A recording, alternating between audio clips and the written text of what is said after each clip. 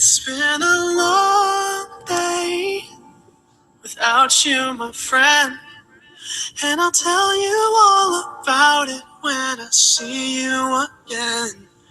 We've come a long way, guys, from where we began. Oh, I'll tell you all. The television entertainment world has lost a titan today. A real loss for all of us and all of our Sunday night binge watching. I'm Shake and Bake here with Divock and Rain Man. And guys, I'm just not ready to accept the fact that TJ Miller is leaving Silicon Valley. Erlich Bachman is no more. I mean, how are they gonna manage to kill him off? Are they gonna kill him off, or are they just gonna write him off, or what's gonna happen? There's no information from what I can see. They're not gonna kill him like off. Aviato made like $1 zillion, and he can he just does something crazy with it. Like, you know what they should do is they should bring in George R. Martin to come in like a guest writer to kill him off, because he's the ultimate, right? You can do it. You gotta talk to the expert. You can't write him out like a Game of Thrones. Why not? It's HBO. Why not? Ah, Yeah. Call up George. Like some rival company comes in and just kills him, chops his head off. Do you know how you do it? You how? You have what's his face? Hooley's former head of Hooley. His name is not Peter Gregory, obviously, but wow. Now it seems like I don't even watch the show because I sound like a now. I can picture his face. He was in Big Love too. He was which is a good HBO show if you guys ever want to check it out. But I forget his character's name, honestly. I don't. It's Gavin Belson. Gavin Belson, yeah, there it is. Yeah, you just have Gavin Belson kill Erlich Bachman. That's the easiest way to do it because he's absolutely chemically unstable. Right. I mean, you could also, you know how he kept bringing in animals to prove his point? Like, you could have the elephant that he brought in, on the loose, and it just tramples. Yeah. Erlich How Bachman. about a bad peyote trip in the desert? Yeah, bad weed. Back. That was what the whole last episode was about. Bad weed. Right. I think always blame it on the weed. So can the show survive without Erlich Bachman? I don't know. Legitimately, guys. I mean, we've discussed a lot of pretty controversial topics here on the Schmotable, but that could spell it because I think he's maybe one of, if not the most pivotal characters in the show. Yeah. I mean, keeps on going. Do you compare that to Michael Scott leaving The Office? Yeah, similar, very similar. The same ballpark. I mean, that show couldn't even fathom that to survive. Couldn't even entertain the idea. Yeah, the first couple episodes post Michael Scott with Will Ferrell were funny, and then it just died. It couldn't survive without, that's what she said, or, Michael just completely oblivious to any situation. He just made every situation funny, even if it wasn't, and that lack of the glue guy, just having that guy there that can hold it all together, and Erlich Bachman is that guy that can always just bring out the scene. He's always good. I mean, obviously Jared has some great one-liners, but they're all kind of set up by Erlich saying something inappropriate, and then Jared not being able to understand the line and crossing the line, like the "Hey, nice gold chain, Dinesh. Do you choke your mom with it when you're putting your penis in her butthole?" That's one of the greatest lines of all time. It's all just set up by Erlich saying, "Now everyone just make fun of Dinesh's gold chain and act cool." And boom, you ended the season in the most spectacular way possible. It's hard to imagine that show. I mean, they signed on for another season, but it's hard to imagine that show existing without Erlich. No, I can't imagine it. And I mean, there are a lot of great HBO shows, and they'll just replace it with something else. But the reason Silicon Valley is so great and still is so great is because when it started, they launched it right after Game of Thrones, and it was the perfect palate cleanser to Game of Thrones. It was your sorbet after your steak at a nice dinner. It really just kind of lets you come down from whatever epic crazy mind fuck happened in Game of Thrones, and just lets you to laugh at something totally simple. And then you were able to understand what happened in Game of Thrones afterwards much better. Yeah. I mean, I think So are we going to tie this back to sports right now, or We are. or do you want? Yeah. You can do that, Ray, man. Let's go. Green Man, what do you compare this to in sports as far as like a crazy a key person leaving a key team or retiring or whatever you want? Go nuts. Shaq leaving the Lakers. I think that Shaq was a larger-than-life personality. He provided, whatever the Lakers needed, points, everything. And when he left, identity. And I think, they were trying to go to Kobe, who wasn't necessarily an alpha dog at that point, couldn't be the key guy. I just think the team wasn't that good without Shaq. Does Silicon Valley have a Kobe? Right. I don't even know if it does, to be quite honest. Yeah. I don't know if they have a guy that can pick up the slack like that. But, even then, they were terrible for a while after that. I mean, to me, this is Barry Sanders leaving the Lions. Just like retiring far too early. The show. This is like Silicon Valley is a show that can go on forever, like a la an Office or Friends or something like that. This is a show that has the potential to go on forever, just because the jokes and the puns and things like that are limitless, and especially because of the vulgarity factor too that you have with HBO. But without what were the Lions without Barry Sanders? Awful until they got Megatron, and even then they were awful for a lot of years. Well, what were the Lions with Barry Sanders? Awful. At least a playoff team. Yeah. Borderline playoff team. Borderline playoff team. Yeah. They never reached the height that I think Silicon Valley. They were never as good as what Silicon Valley. Right, and that's why I think it's the Lakers. Like they had the 3 titles. They were. Yeah, but this isn't. We're not talking about like Game of Thrones championship level. We're talking. Right. No, I mean that was one of the weaker points of the NBA too. It's not like they were dominated. They dominated against the Nets, the Pacers, and the. Come on, in the Sixers, give me a break. Silicon Valley somewhere in between the Lions and the Lakers. Yeah, all right. It's somewhere in between there. As far as a player, and this isn't a retirement. This is like, this would be Jordan going to play baseball, maybe. Yeah. Just suddenly, you ending something when something's, put a halt to something that's going so well. And I don't want to compare Ehrlich Baca is not the Michael Jordan of comedy. I was gonna say that's high. Okay. The show though. He's not the Michael Jordan of comedy, but of the show, he's the Michael Jordan for sure. Because this team, the show could still be good without him, but it's obviously not going to be as good. The Bulls didn't win titles without Jordan. They got close. And it's a good comparison. I think that's the best one because he's not necessarily going anywhere else. And he's just, you don't know. Sure, we don't have details. You don't have the details. You don't have the reasons behind it. I like the Jordan baseball, gambling, whatever your conspiracy theory break is. They're saying his movie schedule is really hectic. That's like that's the only reason I found it all. And that's how you make all the dough is the movies. Right. Yeah. Well, you can make dough in TV now. You can. It used to not be the same, but now it's. Oh, you're making the dough in the movies though. Those highest grossing films and stuff like that.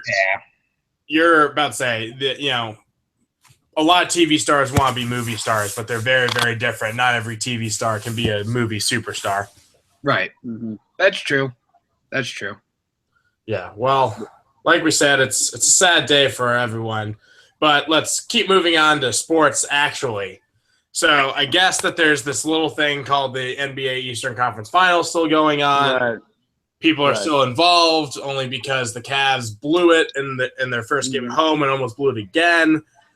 Are the Cavaliers about to close this out? You'd be dumb to say no. So I will say yes.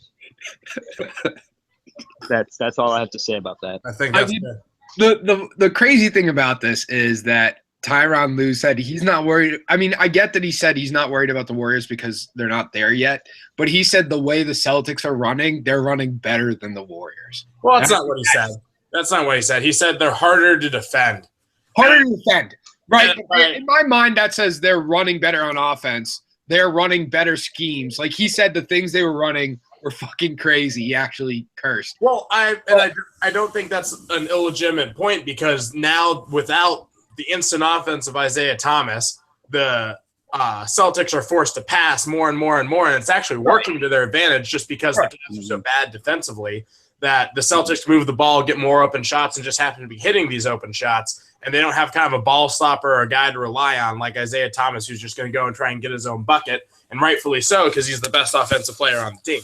Right. No, I mean, the next highest score is Avery Bradley at 16.9 points. So you won't get an argument from me there, but I think – what do we make of the Celtics playing so much better perceivably without Isaiah Thomas? I think plus minus, I think a lot of defense, the ability of Marcus Smart to put Marcus Smart in there and put him on different, when you have Marcus Smart and Avery Bradley, but I think, you have a very good defensive backcourt, but I think that Marcus Smart having the game of his life in game 3 when they won. Yeah, that certainly didn't hurt. Right. That certainly didn't hurt. I mean, he basically produced like Isaiah Thomas on the offensive side of the floor, but it was not a minus on the – he was very much a plus on the defensive side. I mean, that's a flash in the pan, though, shooting-wise. Exactly. He's not going to do that consistently.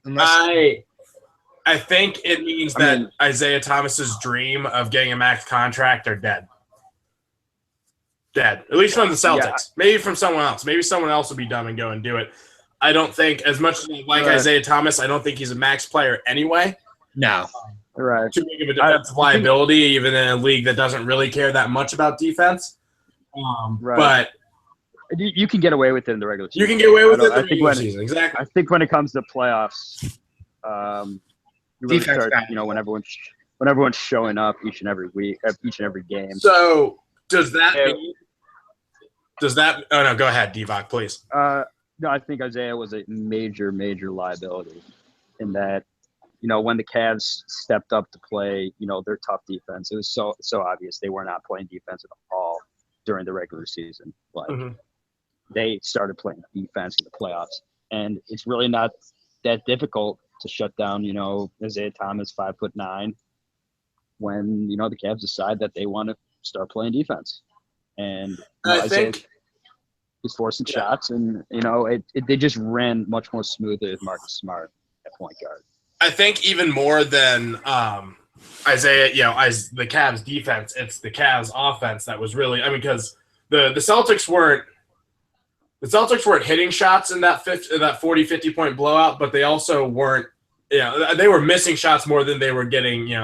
Either rejected or shots altered, things like that. Like I think a lot of it has to do with the fact that on offense, the Cavs can either switch. Whoever was guarding or whoever Isaiah Thomas was guarding onto LeBron James. So Isaiah has to guard LeBron James. That's obviously not going to be good for anyone who's a Boston fan. Yeah. And then on defense also, if Isaiah's just guarding Kyrie can put Isaiah Thomas on skates anytime he wants. He can do it to pretty much anyone in the league. And I just think it shows more and more that Isaiah is a nice piece. He can be a key piece offensively on a team. But at the end of the day, his best role might be as a sixth man. It just really might be. He might be a Jamal Crawford, but a better version of obviously a better version. You have to remember he came off the bench for a while with Boston initially, and he was playing behind who started point guard for them. Who's the starting point guard? Was it Smart or Avery? Did they start Smart? I think they were starting Smart, and they had Isaiah come off the bench, right? Something like that. Yeah, that sounds about right. So he was a sixth man, and he was a sixth man in. That's how he earned a starting role. Yeah. Well, let me pose this question for you: since the Celtics are on the verge of doom and still have the number 1 draft pick in the NBA, does this mean that this draft isn't as big a lock for the 1 and 2 picks as we thought? I think they still go Markelle Fultz. I think because Fultz can play off the ball, he provides a lot of He allows. If you have a chance to turn Isaiah into a sixth man who can play 1 or 2, right? Also handle the ball, and you have a guy like Lonzo Ball who is a distributor with some offense. Does that not make more sense for how you're going to try and beat Cleveland and try and get to the Eastern Conference Finals with a guy the guys around him better? Here's the thing with Lonzo is that Lonzo actually probably is the best fit for Boston. I think he's the best fit for either LA or Boston. for LA or Boston. And, Right. Boston's the first pick. So, and they're going to bring in, you have to assume they're going to bring in someone like Hayward, someone like that. Yeah. You're going to put pieces around him that are going to allow Lonzo Ball to succeed. But the thing is that Lonzo seems so committed to only playing for Los Angeles, or LeVar seems so committed for Lonzo to only be playing for Los Angeles, that will his head be in the game? You don't want to turn this into like an Eli Manning situation. I think Lonzo will go and play wherever he wants, and we'll just hear some bitching from LeVar if he's a Celtic. Right. Maybe But not. He's only working out for Los Angeles right now. Yeah, I know. What does that say? How could you draft a guy who's not going to work out for your team? The Celtics already said they don't give a shit. So I know the Celtics. Like I know Alonzo seems like he would fit a lot with the Celtics. I honestly don't think so as much, because he doesn't have as much offensive skills I think people think he has. I know he shot 70% from two and averaging 3 shots a game, and he shot over 40% from beyond the arc, but his shot will not translate to the NBA from beyond the arc. Why not? He shoots it too low. He shoots it from too low. Have you seen the shots From his he hit in off. college? Yeah, but His form again, is not off. That's his shot. but his shot. again, in college, you have a lot more time on the clock. Hey, you know who has a really pretty shot and is bad at basketball? Ben McLemore. I think shooting for him is overrated if you know how to get it in the hoop. Right. I mean, sure, but I think he's going to be against players with more length and that are quicker and are going to be able to close out on him faster and make sure he can't do the things he did in college. Look at how he struggled against De'Aaron Fox, who has length and speed. Yeah, that's true. That is true. That's a concern. You're going to face those players more and more often in the NBA than you are in college. And De'Aaron Fox made him look like a butt. Well, Lonzo Ball also tore up De'Aaron Fox earlier in the year. So legitimately terrible. I think Lonzo's best NBA comparison is Jason Kidd, but 6'6" with a 6'9" wingspan. Yeah, that's his best comparison. And Jason Kidd, but not yet. He's 19. I mean, defense is a mentality more so than anything. He has the tool. He has the tools to be great on defense. You need to put in the work in order to do it. That's the biggest misconception about Lonzo Ball is he's some average athlete. Lonzo Ball is just as elite an athlete as Markelle Fultz is, if not even greater, because he has greater length. I think, like I said, I just think Lonzo has some of the best court vision I've ever seen. Plus, he knows how to get the ball in the hoop. Incredible. Best court vision I've ever seen at his age, I should say. Because a lot of people have had great court vision and still haven't become good in the NBA.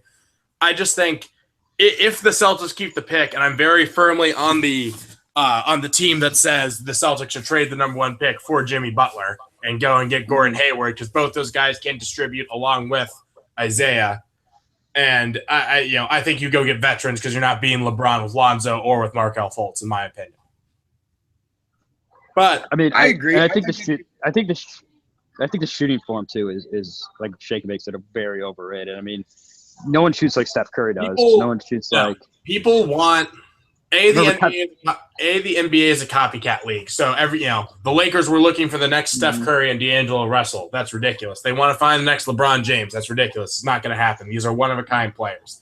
If you get a guy, I think Lonzo just has so much negative hype around him because of his dad, as far as draft stock and media-wise. And I don't know what's going through the NBA front office guys, because a lot of the guys who are former players and former GMs in the NBA said, I don't give a shit about his dad. So the guys who've actually been there and been through the legitimate draft process, not just us schmoes. Little plug there. I don't think there's been a player in history whose dad has ever affected a player's play on the court. I agree. I can't even. I mean, Jahlil Okafor. I know Jahlil Okafor's dad said some stuff like Jahlil, but that's more Jahlil than anything. I mean, Jalil's having his own issues currently, but I think when I watch Lonzo Ball, like, there's a reason I picked UCLA to win the national title, and it was 100% because of Lonzo Ball and what he made that team do, and that team was, running and gunning, playing their game. The problem is UCLA as a whole didn't have enough depth and out of their playmakers than Lonzo Ball to, actually go all the way. And so I just think when it comes down to his ability to run a team, that if you're trying to beat one of the greatest players in all time in LeBron James and how he makes his team go, you need someone who makes your team better, not just another guy who can give you 15 points and that's about it. I mean, I think you're undervaluing Markelle Fultz's ability to. Markelle Fultz had no one else on the team. He couldn't showcase his playmaking ability, whether or not he has it. He doesn't make teams better. That's all I've seen, and that's all I can say about him because that's all I've seen.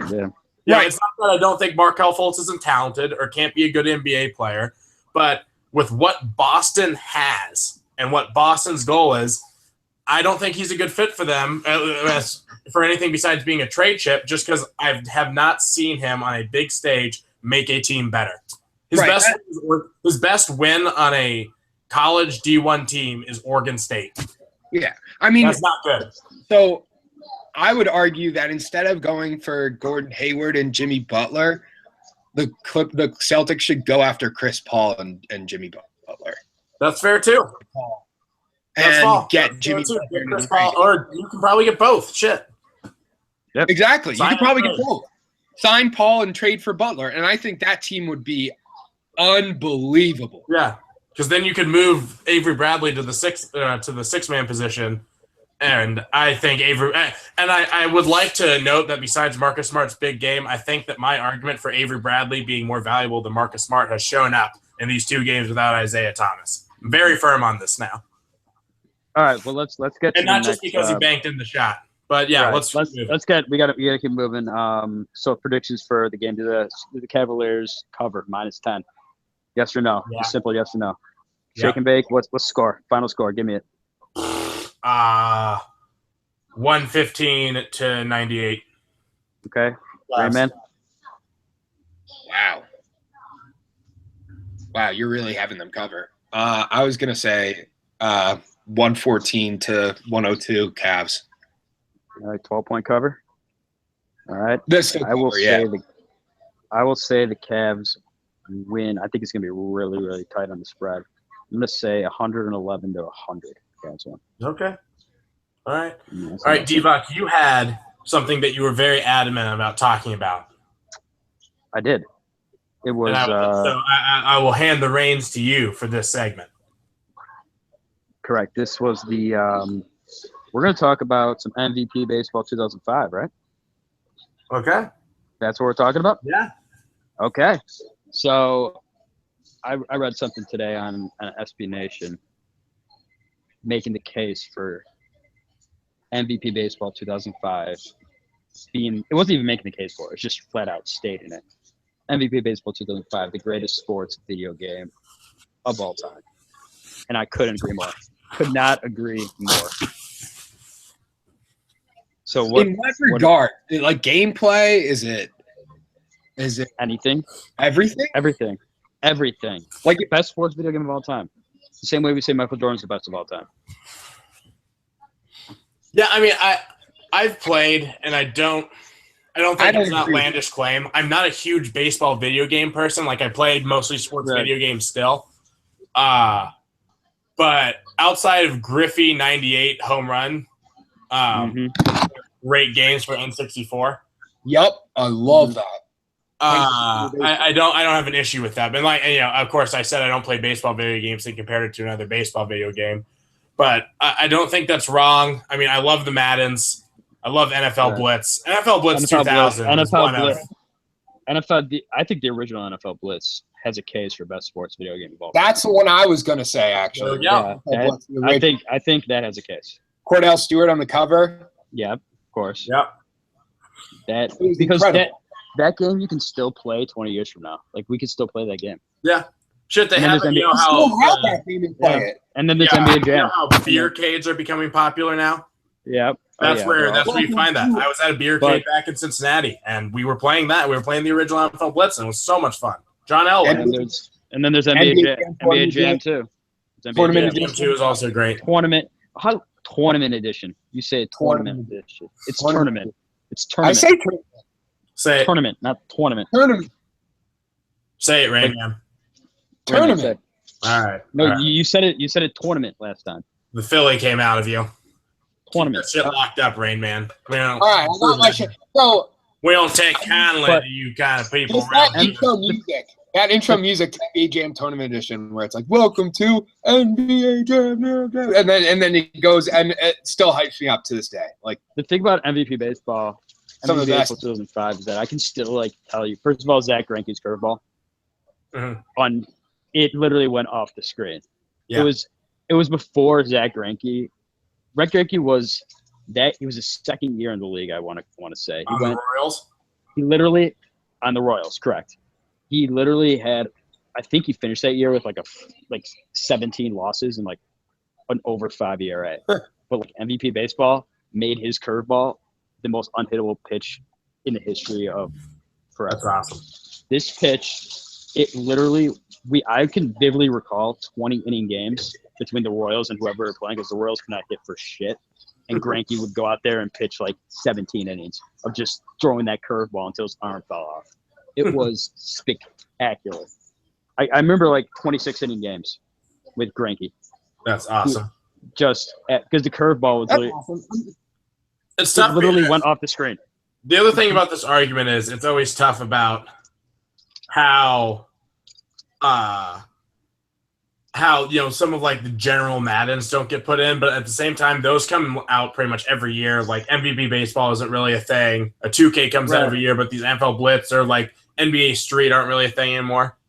Right. Well, the thing about MVP baseball was the baseball games that preceded it were not very good. And then the games following it, like MLB 2K and the show, immediately after were also bad after they discontinued MVP baseball. So that really helped. Another thing that helped was like just crazy shit you could do. Just like Right. Well, like I mean, we brought in closers in the 5th can- inning. Why not? Throw in 3 innings. You're ahead of our time.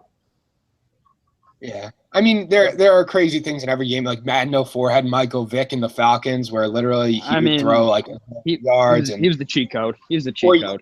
Yeah. He was a cheat code. There are cheat codes in every game. So like Zach Greinke's Curveball. pitch is cool. But again, I think that the rarity of the game, I think like Blitz and Tournament Edition, you can't replicate Tournament Edition from like the Super Nintendo or Sega. He does say tournament when he's talking. You say tournament. Like the PGA Tour. Tour. Yeah, tour. I'll tell you what. It's a great fucking show. You can't replicate that. But there's the nostalgia factor, but there's also you can't replicate that now. I feel like MVP Baseball 2005, if they came out with a new MVP Baseball, like just hypothetically they got the license, EA got the license again and all that stuff, they can make it similarly. I mean, I think FIFA's been going downhill since FIFA 11. FIFA 2010 is by far the best FIFA. It's not even close. But can you? 11 my question to all of 55. you: Can you hit baseballs up ramps with Dimitri Young?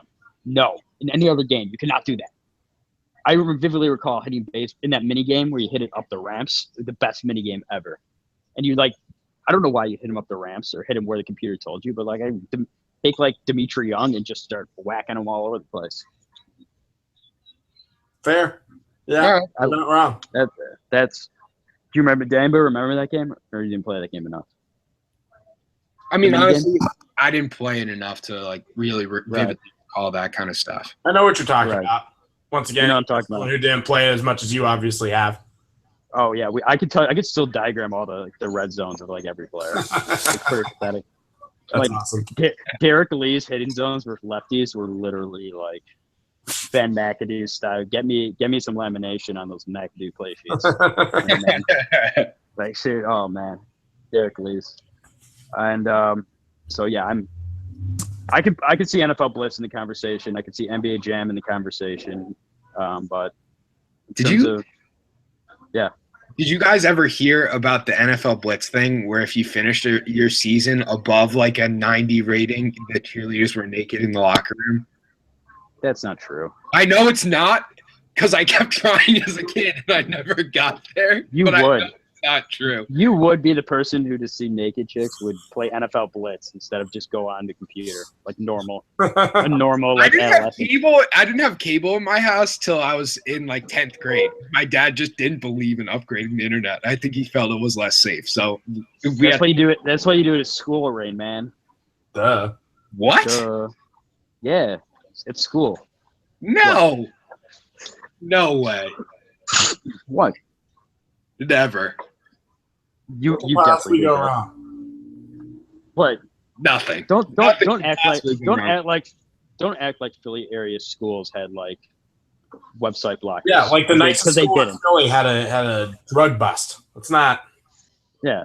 I'm Don't not act- from Philly. I'm from Allentown, which is like an hour. It's like the burbs, like way past the burbs.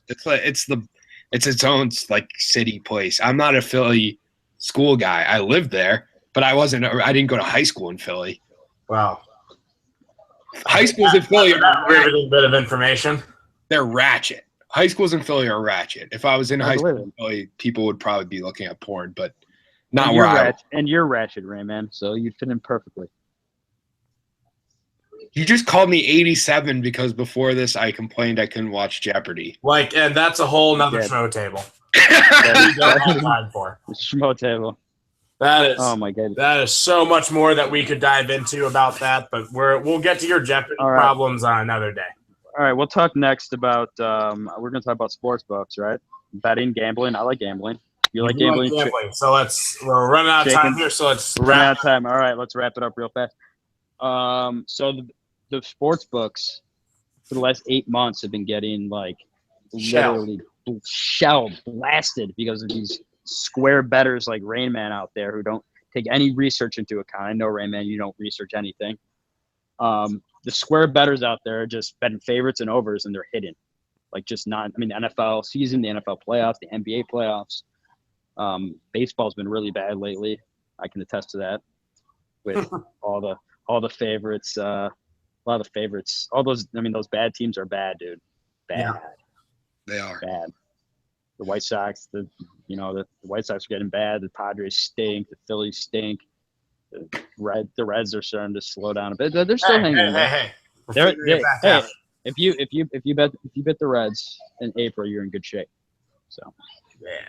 but I mean, so what do you make of this? Why it's been said to have the worst in the 30 years that this guy has been in the business. He was, in the article, he says the worst he's ever seen. I think one of the huge things about that was the Super Bowl, and I think that contributed a lot to their losses, especially while offering that the Patriots could come back at like 16-1 odds. That was one of the things they highlighted, and there was the big, huge loss they took in the second half. The Super Bowl. Massive. I think that, and I just think that there are more people who, as you've said, Rayman, or as you've said, Divock, think that they know about sports, so they don't look into it and they just bet, and they bet and bet and bet, and they get, for whatever reason, kind of Lady Luck is just guiding their hand right now, and that doesn't last forever. No. I think this is an anomaly. I wouldn't read into too much as Vegas is cracking. Those guys in Vegas know what they're doing. It's why they rob us blind every time we go there. I just think I think I agree with Rain Man. I think that the Super Bowl is a big deal with that because you're not going to not take the Patriots coming back 16-1. You'd be fucking stupid not to. And yeah, I just think there are a lot more people who are interested in sports, and because they're interested in sports, they think they're interested in gambling, start gambling, and right now they're just hitting. Yeah, I mean, I think also the stigma behind sports gambling has kind of gone away. Yeah. And I think that introduces a lot of new bettors that, again, probably don't know what they're talking about. They're probably square bettors, they're probably just betting the overs and the favorites and things like that. But this stretch is just where they're hitting. Yeah. And I think that new influx of people and the actual favorites hitting is causing Vegas to lose a lot of money along with the Super Bowl. But I don't think that over the long term, Vegas knows what it's doing. It's not there to give money out. Right. It's not a charity. I mean, you saw him put a 17-point spread on the Cavs Celtics game 3. Yeah. And think about if you took the Celtics to win that game. You're getting paid out what, 6, probably 7.5 to 1. Yeah. Yeah. I mean, that was them adjusting to the favorites. I mean, plus the Cavs have just won by 50 points. That's They did just win by 50 points. They did. It's not, but that's what they had to put it at. 17 points is an absurd line. Absolutely. Absurd. That is like the Sixers or the Nets playing in Golden State in the regular season. Yeah. Basically. Yeah. And I mean, 17 points. Kevin Love and LeBron both scored 30 points in that game. So they were running on No, they didn't. LeBron had the shitty game. No. I'm talking about the game where they beat them by 50. Oh, yeah, of course. So then they're coming off that, so they give them a big spread because obviously if you have two key cogs running at that high of a efficiency and, playing at that level, you're going to want to counter against the favorites. Well, momentum is the biggest fallacy in all sports. It is. Mm-hmm. It is. Biggest fallacy. Well, at least in gambling. But still, in gambling. But still, if you've been riding the Cavs and the Warriors all playoffs, you're in pretty good shape. Probably. Fortunately, I haven't because I hate dropping double-digit points. Well, just like in Vegas, here at the Schmotable, the house always wins. So that's all for us today. We're going to have to wrap it up, and we'll be back next week with an NBA Finals preview because, what else is going on? Okay. There's nothing much going on. Exactly. Besides life. All right. Besides but isn't sports life sports? Isn't those the same thing? Exactly. And Silicon Valley. And Silicon Valley. R.I.P. All right.